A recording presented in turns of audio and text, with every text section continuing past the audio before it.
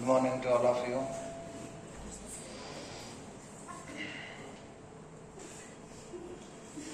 हात कट करून देऊया डायरेक्ट सांगतो याच्यामध्ये नाही का फ्रेम मध्ये नाही फ्रेम मध्ये नाही क्या रे बर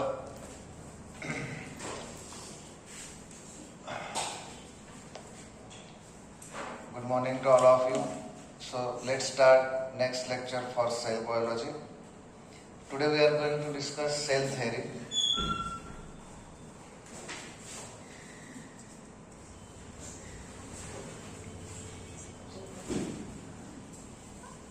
बोलो ना हम कट कर देंगे उसको. बोलो क्या हैंड राइटिंग बड़ी नहीं.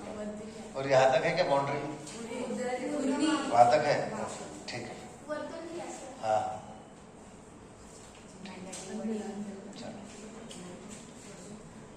ये दिख रहा है क्या? देखो तुम. हाँ अच्छा हैंड राइटिंग बड़ी चाहिए. ओके ठीक. चलो ध्यान दो. चलो गुड. एक बार सेट करूंगा तो बरोबर आहे का? हो ना. उद्यापासून राईट टाइम 7ला येऊन जायचं आणि 9ला लेक्चर आपलं सुरू झालं पाहिजे. बघा इट्स ओके. बायोलॉजीचं लेक्चर 45 मिनिट्सचं लेक्चर अटेंड व्हायला पाहिजे. मग हा शेड्यूल चुकला परत पुढचा शेड्यूल चुकेल. मी नाही आलो तर मलाही सांगायचं तुम्ही की सर राईट टाइम आहे. डेफिनेटली मी येणारच आहे. तसं काही 99% आता होणार नाही पण 1% आहेच. हो त्याला मी कट करून देईल. Okay. Chalo, good morning to all of you. So today we are going to discuss cell theory. Two scientists, Matthias Schleiden and Theodore. These two scientists in 1838 and 1839, near about during the same time interval. These two scientists studied cell at micro level, particularly Schleiden, a German botanist. This is given in the NCERT. This may be a question in the NEET. Schleiden, a German botanist, examined a large number of plants and observed that all plants are composed of different kinds of cells which form tissues of the plant. Means Schleiden ने क्या कहा कि सारे plants जो होते हैं वो different types of cell से बने हुए होते हैं. डिफरेंट टाइप्स ऑफ सेल्स और जिनसे क्या बनते हैं? टिश्यूज बनते हैं. ऐसा मैथायस श्लेडन ने कहा. ही स्टडीड मेनी प्लांट्स और मेनी प्लांट्स का स्टडी करने के बाद उसने क्या कंक्लूजन निकाला कि जो अलग अलग प्लांट्स है उसमें उसने different types of cells observe किए और इसी से क्या बनते हैं? टिश्यू बनते हैं. ऐसा श्लेडन ने कहा. फिर थियोडोर ने क्या किया? पहले तो ये ब्रिटिश जूलॉजिस्ट था और ये जर्मन बॉटनिस्ट है. ये ध्यान में रखना है. प्लांट पर स्टडी करने वाला. और ये ब्रिटिश जूलॉजिस्ट था जो एनिमल्स में स्टडी कर रहा है. श्लेडन ने क्या कहा? डिफरेंट टाइप्स ऑफ सेल्स से टिश्यूज बनते हैं. अलग अलग प्लांट्स में डिफरेंट टाइप्स ऑफ सेल्स हैं. थियोडोर जो है उसने क्या किया? अलग अलग टाइप ऑफ एनिमल स्टडी किए और उसने एनिमल सेल में आउटर मेम्ब्रेन पाया. Animal cell has thin outer membrane. ऐसा उसने कहा Theodore. This is important statement. क्या स्टेटमेंट है? ब्रिटिश जूलॉजिस्ट थियोडोर शॉन, उसका नाम, studied different types of animals and reported that the cells had a thin outer layer which is today known as plasma membrane. He also concluded, based on his study on plant tissues, that the presence of cell wall is the unique characteristic of plant cell and on the basis of his observation, Shawn proposed that bodies of animals and plants are composed of cell and product of cells. ये important है. क्या है point? मिथायस श्लेडन ने अलग अलग plants का study किया और कहा कि उसमें डिफरेंट टाइप्स ऑफ सेल्स हैं जो टिश्यू बनाते हैं. थियोडोर शॉन जो है उसी समय में लगभग एक ब्रिटिश जूलॉजिस्ट ने एनिमल्स पे स्टडी किया और कहा कि जो एनिमल्स के सेल्स है, बारीक कंपार्टमेंट्स है छोटे छोटे, वो covered by a thin outer membrane है, ऐसा उसने कहा. उसी के साथ उसने प्लांट्स का भी ऑब्जर्वेशन किया और ऐसा कहा कि एनिमल और प्लांट सेल में एक डिफरेंस है. वो डिफरेंस है कि प्लांट सेल में ये जो प्लाज्मा मेम्ब्रेन जिसे हम कहते हैं, अभी उस वक्त प्लाज्मा मेम्ब्रेन नाम नहीं होगा, उसने सिर्फ थिन आउटर कवरिंग नाम दिया. तो इस थिन आउटर कवरिंग के बाहर और एक कवरिंग होती है प्लांट सेल में जिसे हम सेल वॉल कहते हैं. तो थियोडोर शॉन ने ऐसा कहा कि plant cell and animal cell have this particular difference, that plant cell are covered by plant cell membrane is covered by cell wall और animal cell में cell wall absent होता है. और ये थियोडोर शॉन एंड श्लेडन, इन दोनों के study से क्या कंक्लूजन निकला कि सारे प्लांट्स और एनिमल्स जो होते हैं वो सेल और सेल के प्रोडक्ट से बनते हैं. All plants and animals or all living organisms consist of cell and product of cells. ये गोल्डन स्टेटमेंट है. All plants and animals consist of cells and product of cells. Cells and product of cells. पर इन्होंने जो cell theory दिया जिसमें ये सारी चीजें थी, उनमें एक चीज की कमी थी. क्या कमी थी? ये दोनों साइंटिस्ट ये नहीं बता पाए कि जो नई सेल पैदा हो रही है वो कैसे पैदा हो रही है, means how cells are produced, वो उन्हें नहीं बताते आया.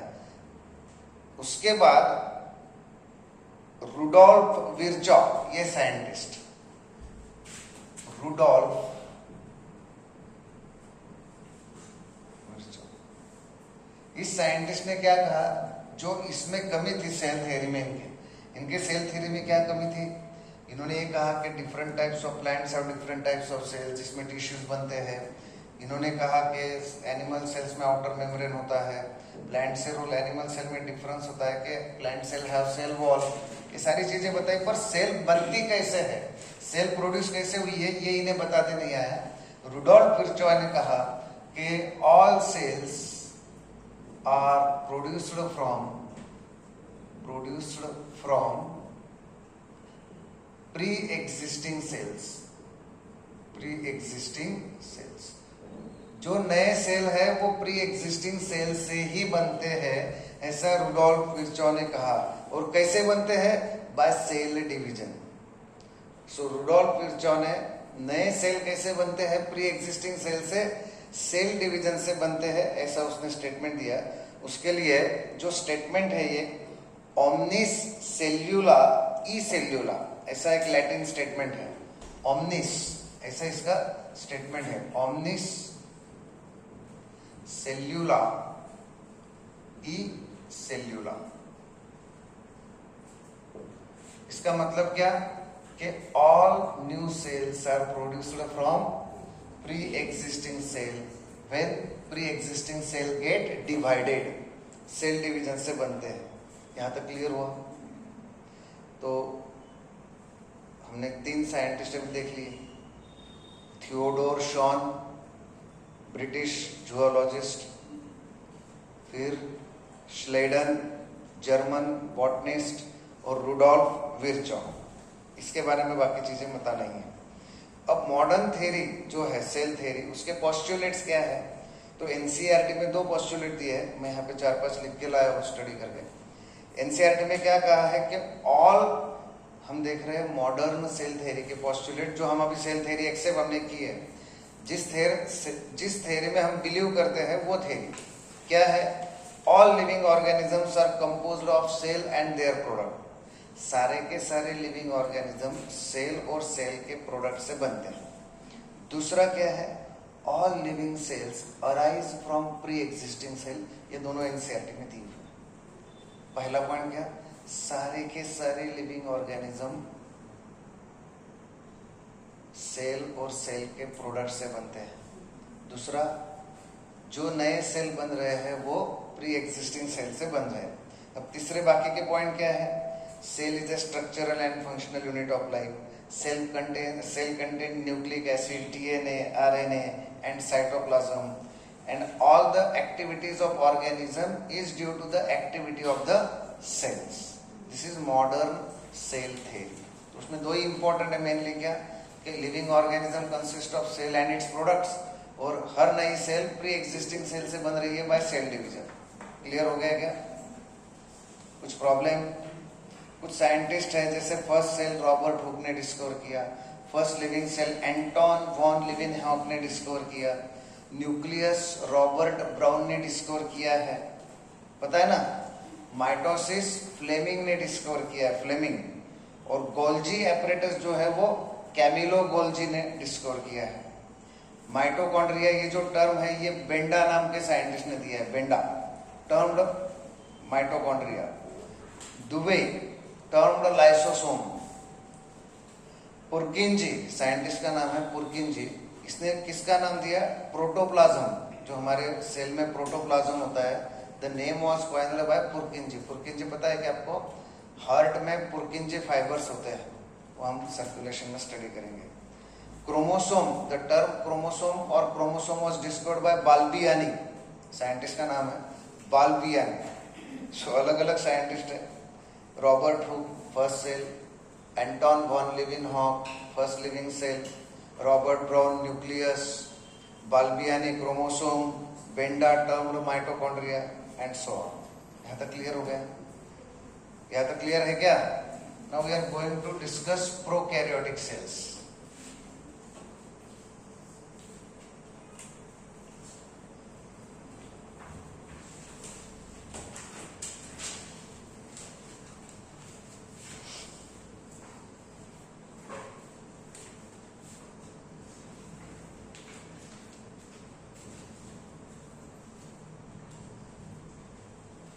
मैंने पीछे कहा था आपको कैरियन का मतलब, कैरियन यानी न्यूक्लियस, और प्रो का मतलब है प्रिमिटिव न्यूक्लियस, प्रिमिटिव न्यूक्लियस, जिसमें कोई डेवलपमेंट नहीं दिखाई देती। ऐसा जो न्यूक्लियस है वो है प्रोकैरियोटिक न्यूक्लियस। अब इसके बहुत सारे कैरेक्टर ध्यान में रखने हैं। पहला क्या है कि प्रोकैरियोटिक न्यूक्लियस में वेल डिफाइंड न्यूक्लियस नहीं होता। Well defined nucleus absent. Well defined nucleus का मतलब है nucleus with nuclear membrane. Well defined nucleus prokaryotic cell में एब्सेंट होते हैं। इसके एग्जांपल्स क्या है? बैक्टीरिया, प्रोकैरियोटिक सेल पे बैक्टीरिया, ब्लू ग्रीन अलगी, वो भी साइनोबैक्टीरिया पता है ना। उसके बाद माइकोप्लाज्मा और पीपीएलओ। पीपीएलओ क्या है? Pleuro pneumonia like organism. ये सारे प्रोकैरियोटिक सेल है। ये लॉन्ग फॉर्म पूछा जा चुका है। Bacteria, blue green अलगी, mycoplasma, pleuro pneumonia like organism, ये सारे प्रोकैरियोटिक ऑर्गेनिज्म में आते हैं। ये प्रोकैरियोटिक ऑर्गेनिज्म कैसे हैं? स्मॉलर ऑर्गेनिज्म है, बराबर है क्या? और मल्टीप्लाई ने पैदाश, मल्टीप्लाई रॅपिडली दॅन यूकॅरियोटिक ऑर्गॅनिझम। आपल्यामध्ये मल्टिप्लिकेशन लगेच होत नाही। समजा ह्युमन बिंग घेतलं तर 9 महिने 9 दिवस लागेल, नवीन ऑर्गॅनिझम तयार व्हायला. यांच्यामध्ये तर सेकंदामध्ये मिनिटात होऊन जातात आणि प्रोडक्शनचे नंबर्स पण फार जास्त असतात. So smaller in size and multiply rapidly. यहाँ तक क्लियर हो गया क्या? अब इसके सेल एनवेलप के बारे में बहुत इंपॉर्टेंट इंफॉर्मेशन है, ये ध्यान रखें. इनका जो सेल एनवेलप है, एनवेलप पहले हम पढ़ेंगे अच्छी तरह से इसको. Cell envelope. अब इसका सेल एनवेलप के बारे में क्या है? Most prokaryotic cells particularly bacterial cell have complex cell envelope. Prokaryotic cell जिसमें बैक्टीरिया आता है, ब्लू ग्रीन अलगी आता है, पीपीएल आता है, उसमें भी पर्टिकुलरली बैक्टीरिया का जो सेल एनवेलप है वो हाईली कॉम्प्लेक्स है. और ये जो सेल एनवेलप होता है इसमें जो आउटर मोस्ट होता है, आउटर मोस्ट वो होता है ग्लाइकोकैलिक्स. ग्लाइकोकैलिक्स. उसके बाद इसमें होता है एक मिडल लेयर जिसमें सेल वॉल होता है उसके अंदर, और उसके बाद उसके इनसाइड जो होता है वो प्लाज्मा मेम्ब्रेन होता है. Plasma membrane. सेल एनवेलप इनका कॉम्प्लेक्स है जिसमें ग्लाइकोकैलिक्स या आउटर मोस्ट पार्ट है, सेल वॉल है और प्लाज्मा मेम्ब्रेन है. ग्लाइकोकैलिक्स जो होता है कुछ ऑर्गेनिज्म में स्लाइम लेयर होता है. स्लाइम लेयर यानी लूज कवरिंग. और कुछ ऑर्गेनिज्म में यानी बैक्टीरिया में हमारा सब्जेक्ट चल रहा है, कुछ ऑर्गेनिज्म में वो टफ कवरिंग होता है जिसे हम कैप्सूल कहते हैं. बात समझ रहे हैं क्या? ग्लाइकोकैलिक्स में भी और स्लाइम लेयर. स्लाइम लेयर का मतलब है, हाँ स्लाइम लेयर का मतलब है, स्लाइम लेयर का मतलब क्या है? Loose sheet. और बैक्टीरिया में क्या होता है? टफ कवरिंग होता है. टफ कवरिंग का मतलब है कैप्सूल. क्लियर हुआ क्या? प्रिमिटिव न्यूक्लियस है जिसमें सेल एनवेलप जो होगा बैक्टीरिया का, outer glycocalyx, cell wall, plasma membrane. अब ये जो आउटर ग्लाइकोकैलिक्स है जिसमें स्लाइम लेयर है, लूज शीट हो सकता है या टफ कवरिंग हो सकता है, कैप्सूल. यहां तक क्लियर हुआ क्या? अरे समझ रहे क्या? अब हर लेयर का अलग अलग फंक्शन है. आउटर लेयर का प्रोटेक्शन का फंक्शन है, मिडल लेयर का अलग फंक्शन है और इनर लेयर का और अलग अलग फंक्शन है. तो हम नेक्स्ट लेक्चर में देखते. टाइम हो गया. नेक्स्ट लेक्चर में देखते हैं.